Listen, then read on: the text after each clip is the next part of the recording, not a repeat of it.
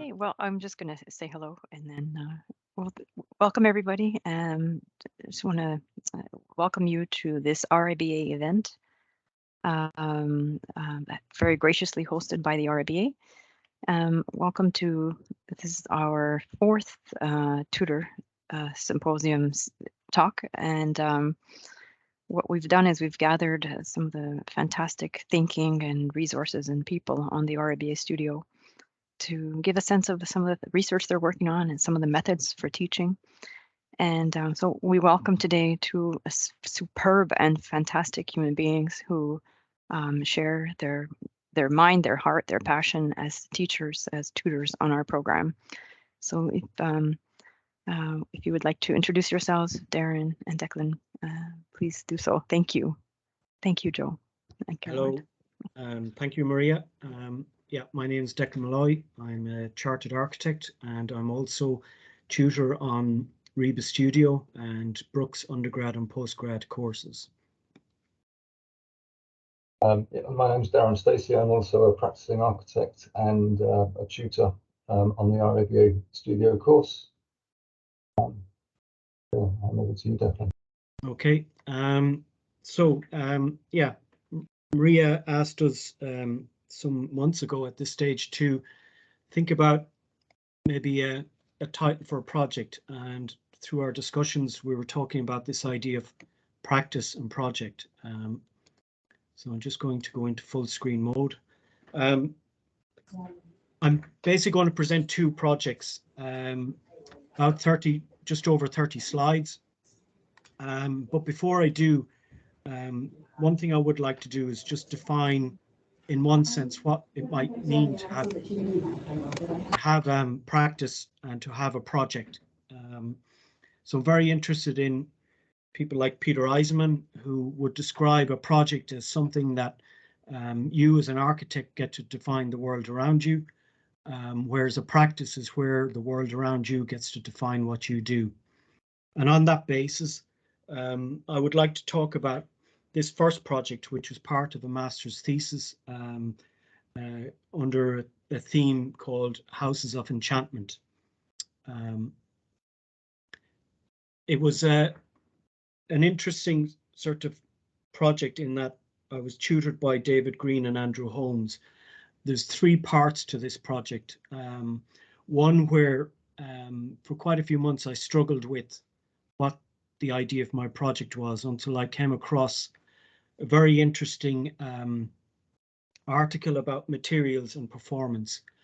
And out of that, I developed this idea of what I call a soft tectonic. The revelation came, this idea, the first thought, through other kind of materials that came into play. One was a site trip to our site on Ridley Road, and there was some markets there. And one of the markets, a butcher was selling some tripe, and I was fascinated by the surface quality of the tripe. One of the questions I was thinking about when I photographed it was, how would I be able to transfer that extraordinary surface detail into something more tangible, sort of rigid, as an architecture? And on that basis, I remember my sister, being a dental nurse, worked with using alginate. And alginate is an extraordinary quality in that it starts off as a liquid, but it obviously then sets. But when it sets, it's flexible for a number of hours. And in that sense, having a flexible mold allowed me to cast the tripe into something more solid. So what you're looking at here is the alginate releasing away from the plaster cast inverse of the tripe surface. So this became an interest for me for this project around surfaces. With that, there was then a discussion about, well, how to actually use this material investigation. And what I wanted to do was build a series of models where I could manipulate the formal qualities of this surface into something more three-dimensional. and build up this kind of scaffolding system. So I could basically see it as a muse, a study. And out of this particular model is one half of what I described as Hansel and Gretel. These characters came about through another part of the project, the title of the theme, Enchantment, which was when I read a book by Bruno Bettelheim on the uses of enchantment. And within that, he talked about one particular enchanting story about Hansel and Gretel and the gingerbread house. And I remember this story from my childhood. And there was something very interesting in this analogy of trying to use this in a more architectural, allegorical way to develop the sensibility of what I wanted. So Hansel in this instance is all about the exterior, all about a certain kind of weathering and decay and thermodynamics. So these are a series of studies, assemblages of building up this kind of architecture, a kind of 19th century architecture of steam and charcoal and grit. Eventually then the other half of the project was looking at a series of internal chambers, the kind of beautification of architecture and the body, a series of chambers based around how we as humans kind of consider ourselves. So this analogy of the tripe is being inverted as a surface, one which could be seen as disgust, but also one that could eventually become beautiful. I do remember at one point my tutor, Andrew Holmes, saying to me, Declan, you don't know what you're drawing the wrong stuff. And I saw it as a provocation in that I was drawing all the technical stuff. So if we look at the Hansel project, I was very much interested in the mechanization of things. But what he said, what I should be concentrating on is the surface qualities. And what these drawings are doing is these are ink drawings by hand with a 0.18 rotoring pen. And what they're actually drawing is not the surface as such, but the idea of shadows within the surface, kind of pointillism. So they build themselves up eventually to the one on the left, where it starts to become a kind of holistic project. And then I started looking at the three-dimensional assemblage of how Hansel and Gretel could start to combine using very conventional isometric drawing. So this is drawn in by hand. And then we start to see this combination coming together of Hansel and Gretel, this idea of an interrogation of thresholds between inside and outside, a plan view, and then the project starting to come about within space. Going back to the story of Hansel and Gretel and the gingerbread house, there was this idea of the Enchanted Forest, which I do remember from my own childhood experiences of going through forests, and it always stuck with me, this wonderful quality of the Enchanted Forest. What I would say, just in conclusion on that project, is it sort of it threw everything sort of back to front in the conventional way that we as architects or even as students would normally go about a project, in that we would draw first and then see that drawing as a means to make. What I became interested in was the idea of making first, a material misuse, and developing from that an architecture and the drawing that might come from that. And then I suppose that could be considered a kind of an imagined project. But what became interesting out of that was this idea of surface and how surface can be sort of layered into a three-dimensional sort of framework. So the second project is my own house, some 10 years later. And this became an interest to me. Very simple little quote that I came across in a book, Morphosis Projects. It was the CDLT house. And it was this idea of not actually having the architects not having any drawings for the builder and trying to figure out a way of how they could communicate with the builder, a way of operating without having conventional drawing. So I took this one step further, and the idea was that there would be no drawing. Obviously, there was drawing for planning permissions and stuff like that, but being architect, client and builder, I saw the conventional route of using drawing not necessary as such. But this is a view from the workshop that was built prior to any construction. And it does sort of emphasize a key idea that I had about the project.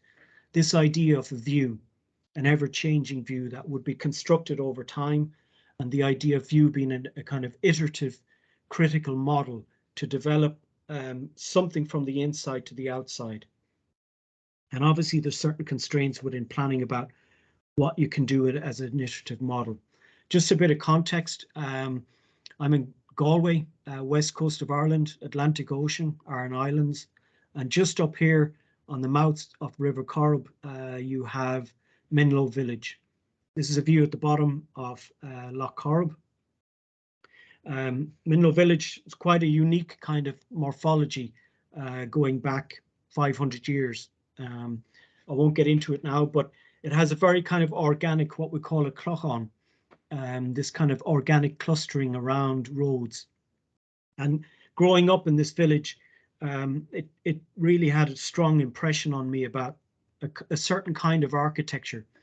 On the left, this is the view from my studio as is now, and on the right, some of the kind of vernacular buildings that are peppered around the village.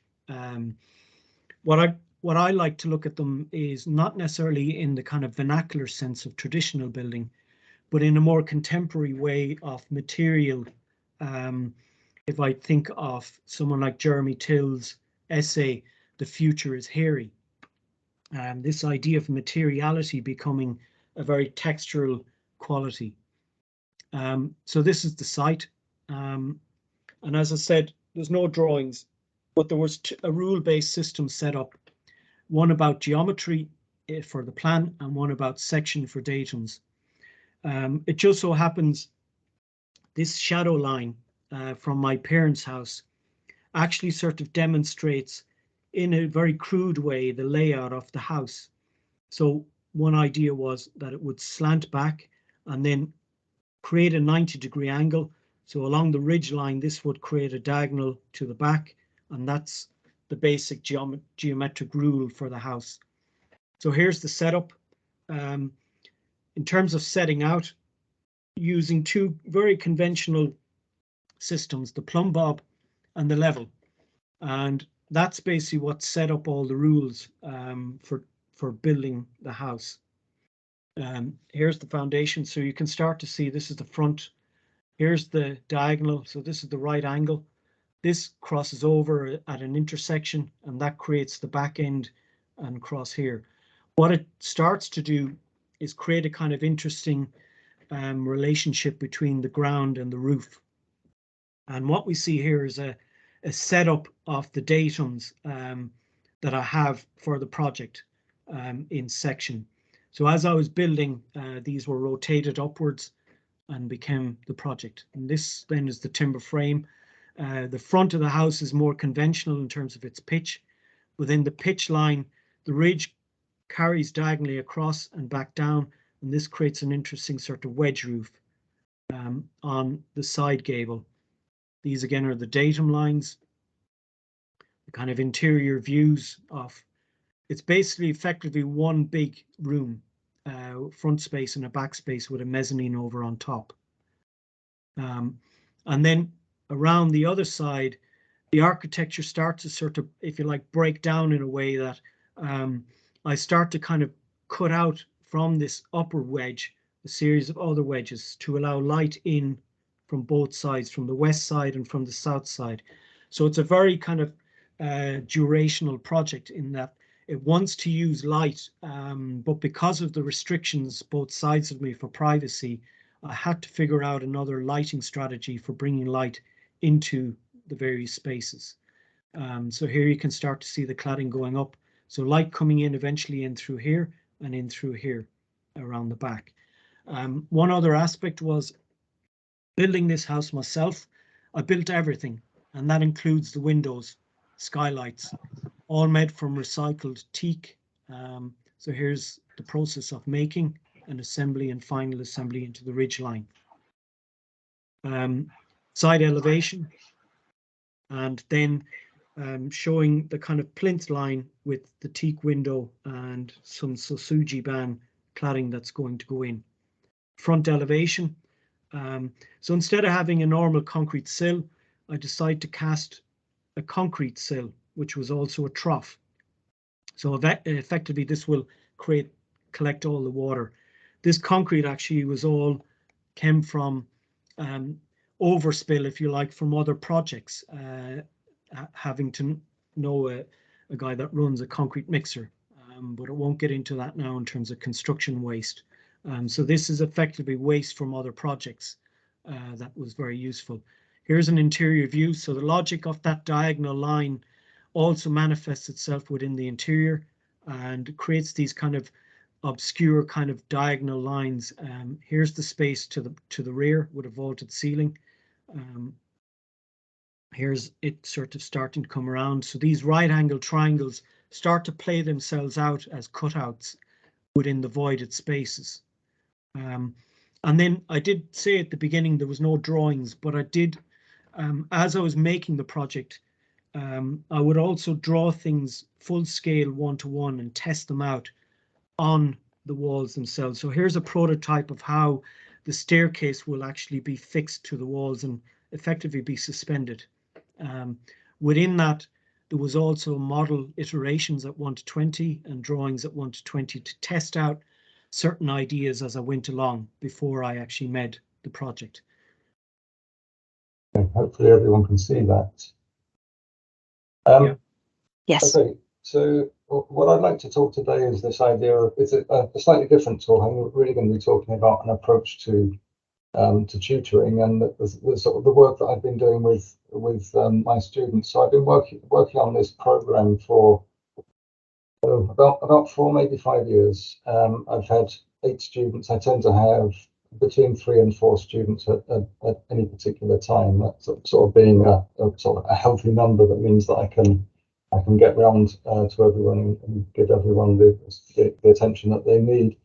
And this idea of shifting into an academic way of thinking sort of came about because all of my students so far have been Part 2 students, so diploma students, which means that they're all, and I'm sure a lot of people can relate to this, they're all working in practice and have been for a number of years. So some of my students have got maybe 10 years experience as they're on this Part 2 course.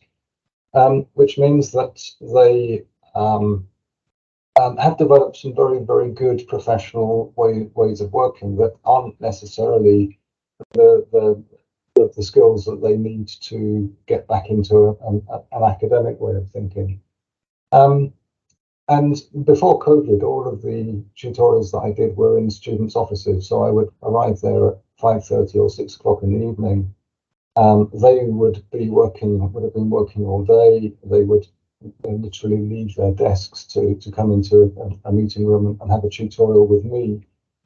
So they were clearly still thinking about what they've been working on that day, what they were going to be doing the next day. Any sort of concerns or worries they had about work was still forefront in their mind. And so we have to sort of shift. Part of my job is to sort of shift them into this academic way of thinking.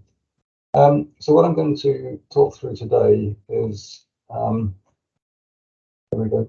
What I'm going to talk through today is just a few projects. I'm not going to be showing the whole project. I'm not going to be even showing the sort of final drawings. It's more the process that we've developed. So when I say we, I mean me as tutor and the students that I've been teaching. So there are a few acknowledgements there of the students that whose work that I'm going to be presenting today. I don't know if any of them are here. There may be. But what I'm going to concentrate really on is are 3 things, mainly 2 things. Site analysis. So I believe that the whole project starts with an understanding of the site and trying to find out what the site wants to be and what influences there are on that site being something, becoming something, potentially becoming more useful than it currently is. And then I'll talk a little bit about the response to that site analysis and how this idea of academic thinking is driven all the way through the projects that the students are working on. Not so much about response to brief, but some of that will come into it. Okay, so what, because all of these students have been working in practice for a number of years, they've all developed these sorts of skills. And I think when it comes to site analysis, especially in an academic environment, but hopefully also in a professional environment, students are very, very good at factual data research, probably because their practices are asking them to go out and do this research and find data and find facts about the site, look at certain views and so on, and then present them, but presenting them in a way that a client could understand them, or presenting them in a way that a planning officer could understand them, and they often make their way into design and access statements. And so what we were trying to develop is, and I'll just flick through some of these slides just to sort of give everyone an idea of the sorts of things that students working in professional offices are able to do, and the sort of thing that they bring at that part 2 stage, sort of developing a site analysis and then developing ideas of what you might do with that. But as I was saying, that I think site analysis should be personal. These projects belong to the students. The students develop their own brief, they find their own site. So it really has to be a personal process. So this is an aerial view of one of my students, I think D4 sites in London, in part of North London. And she started looking at the site in the traditional way, identifying what's there, what's around it. But what we started developing was, rather than just developing everything as facts with aerial views and colours and so on, we tried to develop a method whereby, even if she went back to these diagrams in 6 months' time, a year's time, she would still be able to understand what she's looking at and how she was feeling about the site the first time she went there. So she went to site, she photographed it, and then she started doing these collages. And but I think what was interesting about these collages and these marks that she was making was that we were able to come back to these sketches and these marks time after time throughout the project. So it wasn't a case of doing the site analysis and then putting it in leaving it in a sketchbook or a drawer somewhere and never returning to it. We were constantly reviewing these things. And what was really useful about these marks, so she was looking at the gas holders and the structures, she was looking at the topography, the cemetery, the graveyard, the canal, and so on, and making these marks as observations, but also reminders. And what was, as I say, was really interesting, that even now, these images are probably 4 years old now, and I can still remember the conversations that we were having around them, and how they then worked their way throughout the whole project. So I think they're very, very powerful, very simple, very powerful. But what I also try to do with all of my students is try and sort of push them beyond their comfort zone, out of their comfort zone. And we've had some success with this, and other students find it very difficult. And I think this student initially found it quite difficult to do this. Partly probably because we were meeting in her office and the meeting rooms all had glass partitions, which meant that any of her colleagues walking past on their way out of the office might have been able to look in. I think one of the other big differences between a university education and this particular the RIBA Studio course is that your students are to some degree isolated. You're not in an academic studio, architectural studio environment where you can play ideas off each other and see what other people are doing and maybe have a go yourself. You're sort of in this almost isolated environment. So I think making paintings like this, and what this student was doing was finding household objects to make paintings rather than brushes, and and paints in the traditional manner, and then presenting it to a tutor a week later is quite a nerve-wracking thing to do. So some students really embrace it, and other students feel a bit nervous about it and don't really want to engage in it. But everyone who has engaged in this sort of process has, I think, really reaped the benefits from it. And again, what's nice about these images is that 4 years later, I can still remember the conversations that we were having. This is a similar approach by another student. And this student had selected a site for his D6 project in Norwich. It was just on the edge of the city centre in Norwich. And he started looking at the site, again, in a very sort of traditional, professional manner, trying to understand the site and its connections to the city. And what we decided to do is rather than just concentrate on the city, to go back through time and start to understand how the topography of Norfolk had eventually led to the creation of a settlement and now a city, which is Norwich.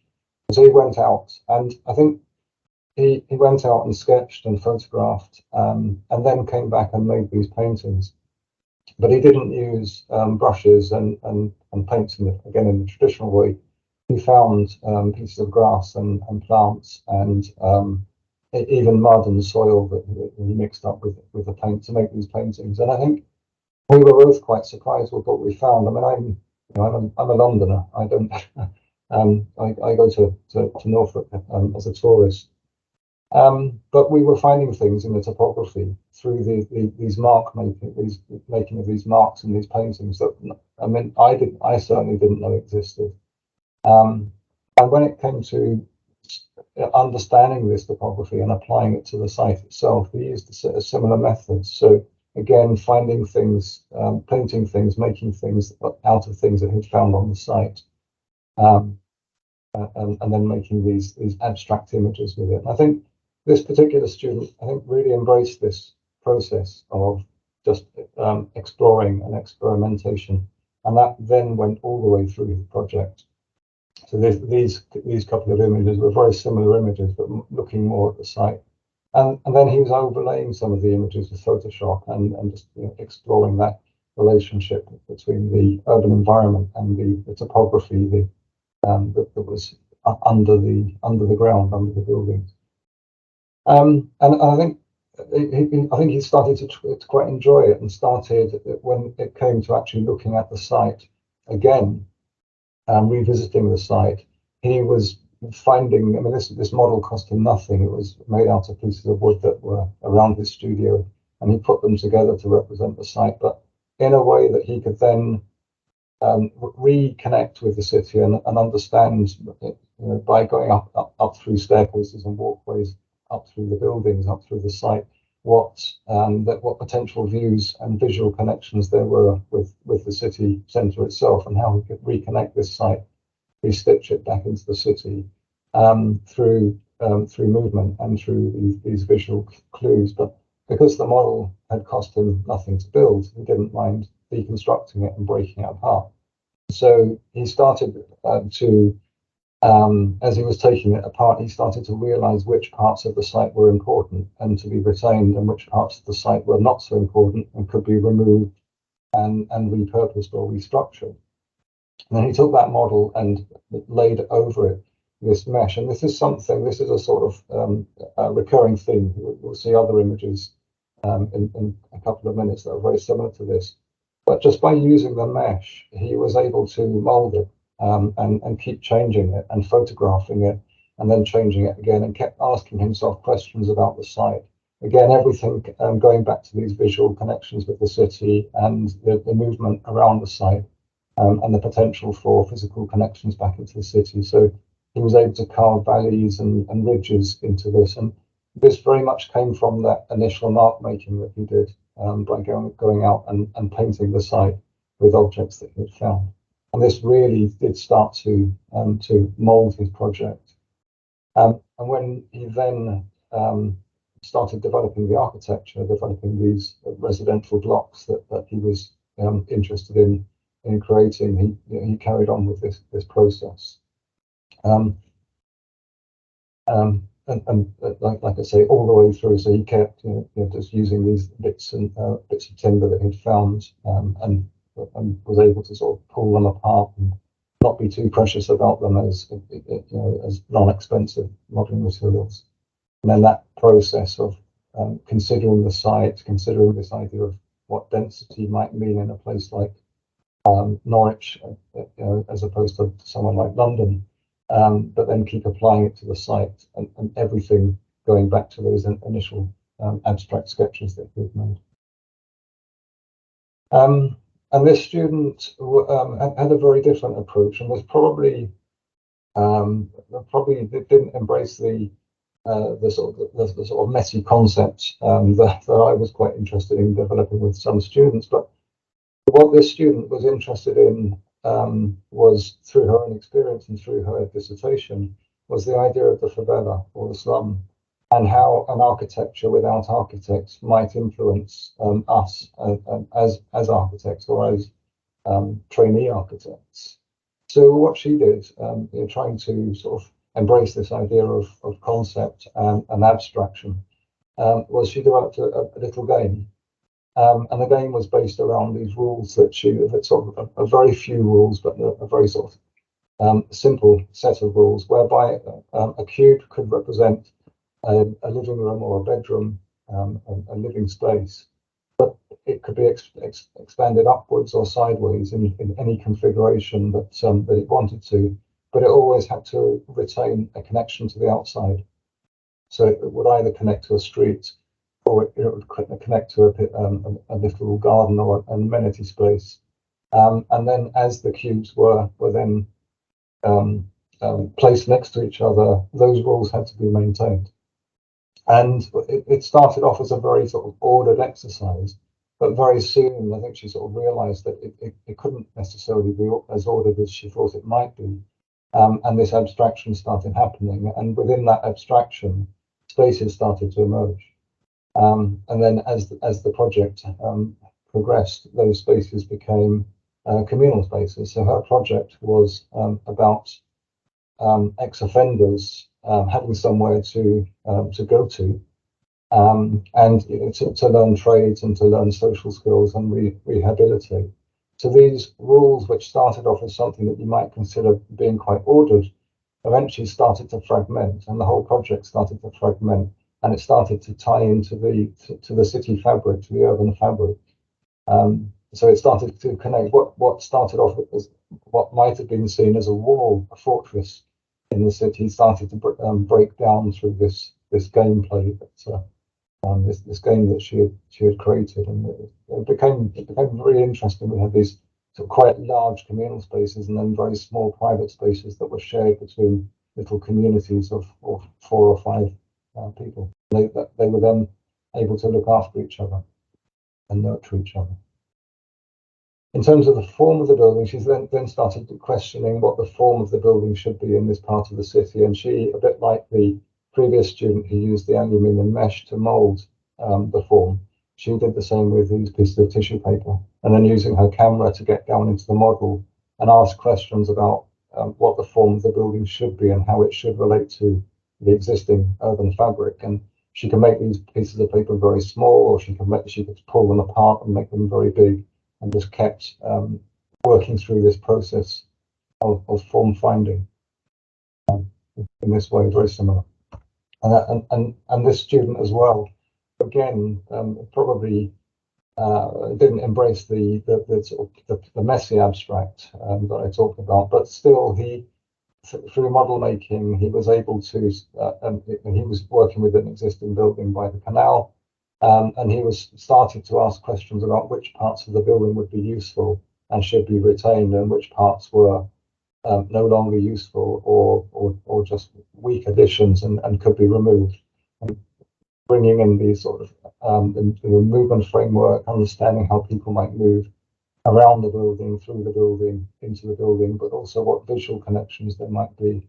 And he also used this idea of this mesh, where he was able to screw it up and sort of place it across the building in different ways and ask questions. And it started to really open up his thinking just doing this enabled him to start to work out where the entrance to the building might be, and what the atmosphere might be once you cross that threshold from the street into the building, and then what the ongoing threshold might be as you move through the building and towards the canal, in a way that otherwise could have been quite it could have been quite an ordinary project with a glass roof covering, and the project didn't, the building form didn't necessarily follow these shapes, but it was just a way that he could question the form of the building and the use of the building.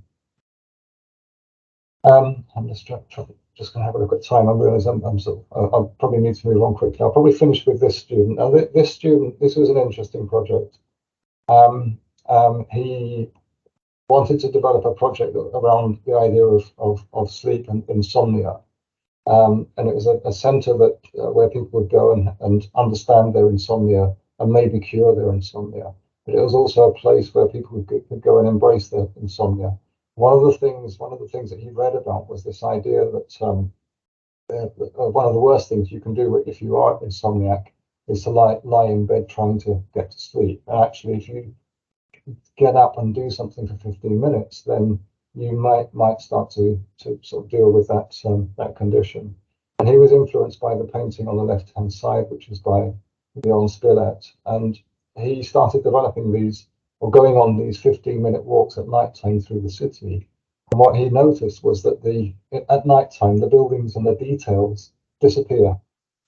But what you can see, what becomes really noticeable about doing these walks through the city, is the sky. And the sky suddenly takes on a shape of its own, defined by the edges of the roofs of the buildings and the way the buildings come together. And his particular site for this was one of the Inns of Court around Temple in London.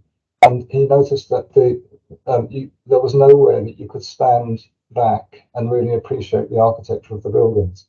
Everything was very, very tightly knit and close knit. So he started bringing this idea of these silhouettes of the city into the site and exploring those as building forms. But then the other thing that he was really interested in was the quality of form and space and light, and how people might move around this building, given that they're arriving at night time and they may be going there just to try and sleep. So he was interested in other the surrealists and Salvador Dali, this idea that you're most creative just before you fall asleep, or as you're just about to go into a dreamlike state. And he's looking at Franz Kafka and designing spaces where you literally crawl in the walls. So there's a lot of humor in this project as well. But he was constantly making these abstract models and playing with light and trying to understand how he could get this quality of light and form into his building, to the point where he was trying to paint what it was like, what it felt like when you were closed your eyes. And the photographs at the bottom of the page, on the bottom left-hand side, were actually taken in his pocket while he was cycling home one night by his phone involuntarily. And I think he was going to delete them and then realized that there was an opportunity here to express something, which then really became part of that project. So I think I'll probably leave it there, rather than, because I realise that time's of the essence and people will probably want to ask some questions. But hopefully that's given you an idea of sort of our approach. I very much say our approach, because it's not just me, it's working very much with the students that I've been working with. Oh, thank you very much. It's a really big thank you on behalf of the RIBA and the RIBA Studio team to both Declan and Darren, both two different and really fascinating presentations there. We've done the kind of questions and answers a couple of different ways before. I don't know if anyone has any sort of preference, if anyone wants to, brave enough to come on screen and ask a question. If you want to raise your hand or put a question in the chat, we can kind of moderate things that way as well. Or perhaps Maria, first of all, perhaps did you want to have a kind of reaction to the presentations? Sure. I mean, thank you. They were just so fantastic. And both of you are really exceptional tutors. And I think one of the questions I'd like to ask is, well, you have your own way of doing things. So we saw it with Declan, and it was, a methodology to decision making and each step. And Darren, you showed that through the student work. How do you work with students and allow for their own agency and still have offer direction? So, it's a really careful balance. So if you would both say something about that, that would be really helpful. Yeah, so as soon as my microphone's on and Declan's is muted, I'll start. Yeah, I mean everything. I think everything in the sort of studio environment is about the student, and I'd never push a student into. I encourage students to be abstract and to push themselves beyond their comfort zone, but never to a point where they're really uncomfortable with that. I think one of the sort of issues since COVID, so before COVID, I was visiting students' offices, or they would come to my office, and we would create a studio environment we can work in. I think in a way the results were much better, much more visceral, and much more immediate by doing that. I think since COVID, I've only had a few tutorials that haven't been online like this, and it does become very difficult. The tools are much more limited. To just pick up pieces of paper and screw them up and move them around and a site plan. But it is very much about the student and how much the student wants to engage in this. It's just really just a way of separating them from their desk life that they've just moved away from and getting them into an academic way of thinking very, very quickly. I think for me, it's, I suppose, very similar to Darren. I think my own experience of doing my master's under David Green and Andrew Holmes really gave me a new perspective on seeing from their point of view a certain kind of educational model where they really allowed the student to develop their own sensibilities and interests in what they think architecture is. They often started by suggesting, both themselves, they had a manifesto, I am for an architecture of, and listing out all the things that interest them. And I think that for me was an education to be able to absorb that. And I said, if I ever do become an educator, I'd very much like to follow in that platform that you offer to students, and I include myself in that, a kind of a curiosity of what's out there, and to ask the question, what if? So that you end up with a kind of scenario. If you do this, well, then this is the consequence. I never ask. I think the one question I find in a way highly destructive to architectural education is the why question.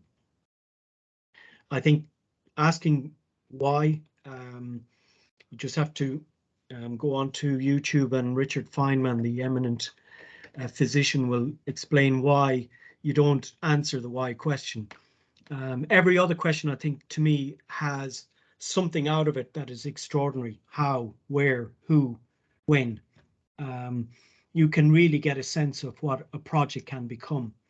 But I find the why question, it just can go around in circles and circles, and not very conducive to a creative dialogue with yourself, the architecture, the site materials. So that's probably where I would place the way I would approach teaching, and also for myself, how I practice.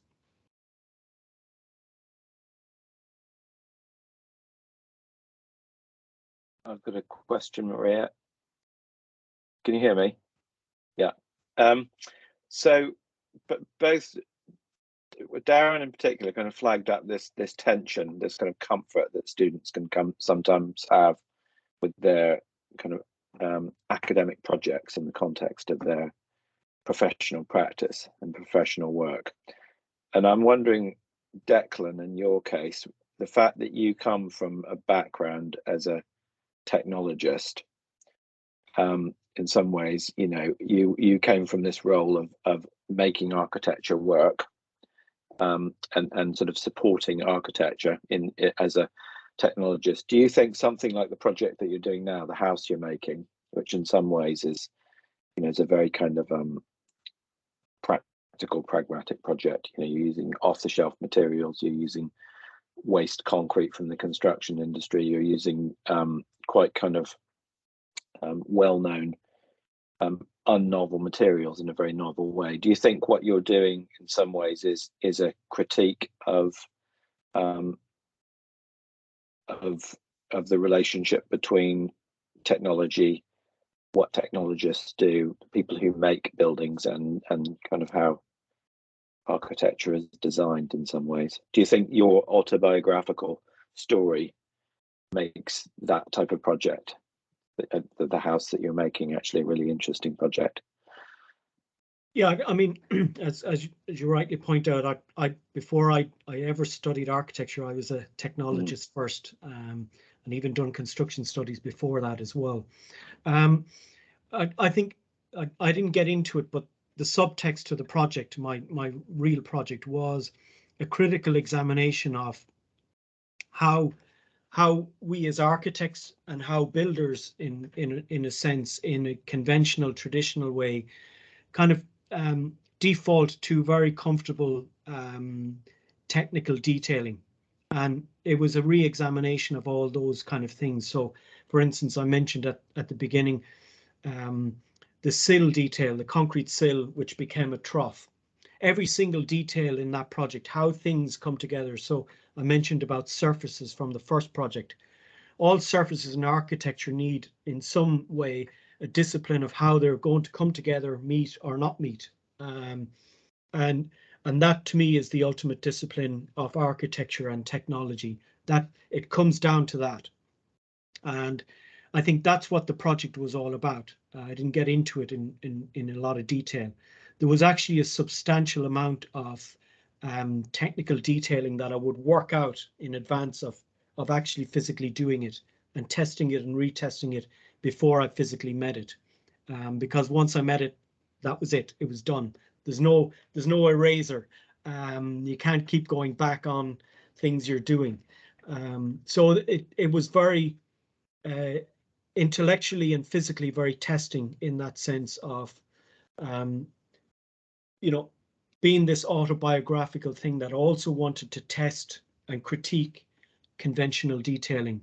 Like, one of the things that absolutely irritates me in traditional house building in the west of Ireland is the way builders automatically default to certain things, like particularly roofs, how the eaves line drops forward or the verges project out over gables. And you start questioning the builders about, why are you doing that? Oh, that's the way it was done. But when you actually go back 100 years ago, it wasn't the way it was done. It was done in a very different way. And, you know, and that's what what this project is. It's acting as a mirror to traditional practice, both builders and architects, to say, you know, maybe think about these things again. Yeah.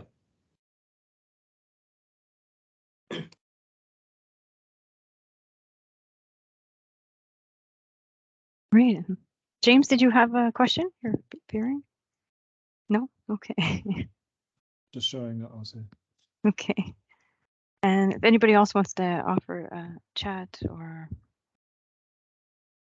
I mean, I can kind of add something that it's, I mean, I don't know how, it's not so specifically pertinent. I think they're both really interesting talks, and again, great to see the two different ways that people approach things, or from a student point of view and from a personal point of view, something.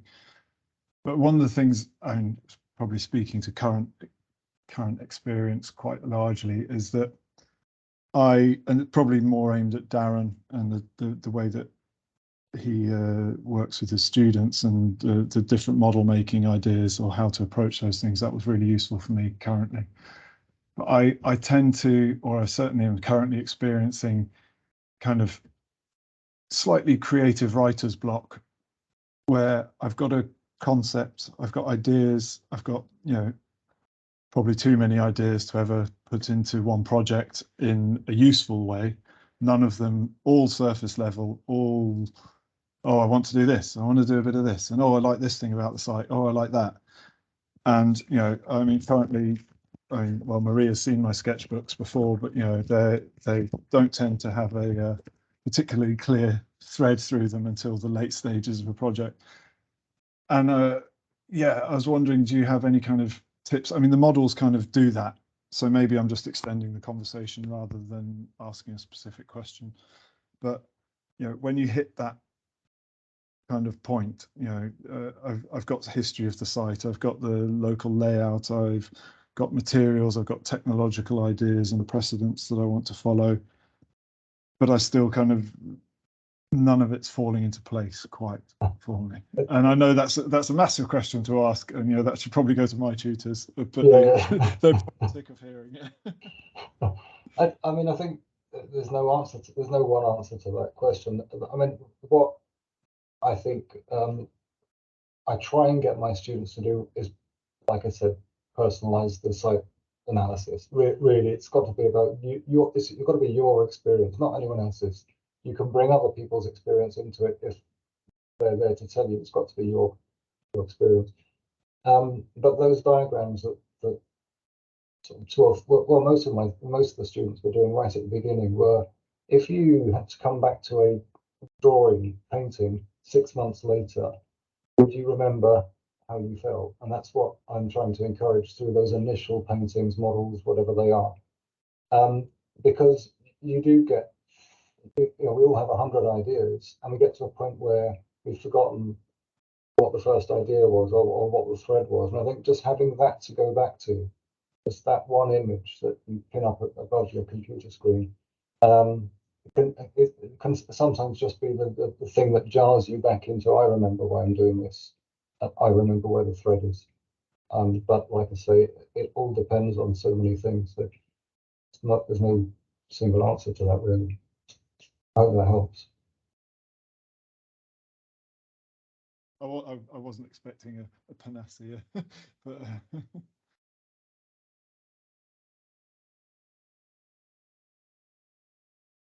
Declan, what would you say to that question? I would probably say, James, it's a recurring issue with students. The white paper problem at times. You know, sometimes you don't have ideas, and sometimes you have too many. There is also the kind of discipline of just following through on one idea, like in my own project, the house. This idea of a view, an ever-changing view, and this view would shift itself through the project. So a kind of perception of place.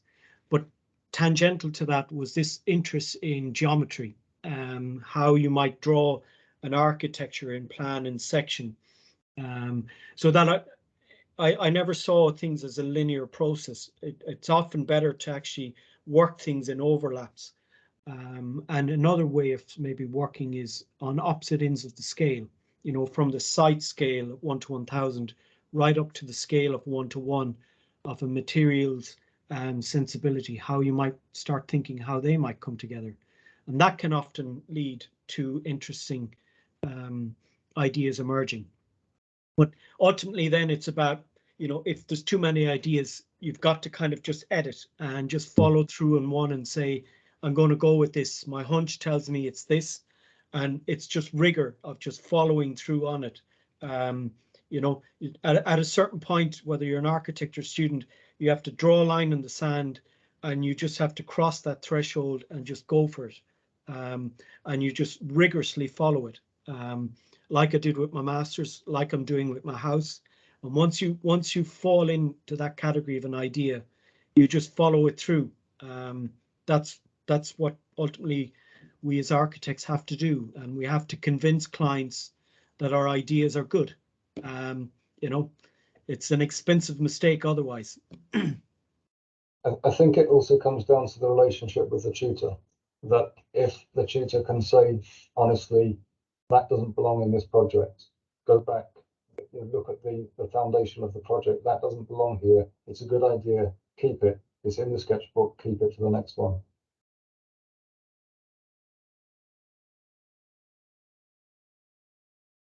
And Thank you on both. that note, I think we're going to close the session. Thank you on that very positive note and constructive note.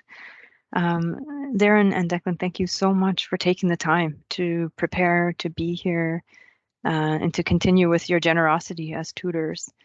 Thank you to the RIBA for setting it up, and to everybody who came. Thank you, Joe. And well, we look forward to more work together.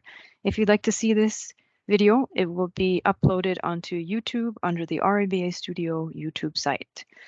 And I sound like an influencer or something, but thank you, everyone. And next week we have our last tutor symposium series in the series, and we look forward to that happening as well. So, Joe, did you want to say anything about that? Yeah, sure. That's just to let everyone know that session's at a slightly later time because one of the participants is in the States. So yeah, that's kicking off a bit later at 2:30. And we'll circulate the details around in the same way we have for this one. Thank you. Thank you, everyone. Have a good day. Thanks very much, everyone. Bye-bye. Bye now.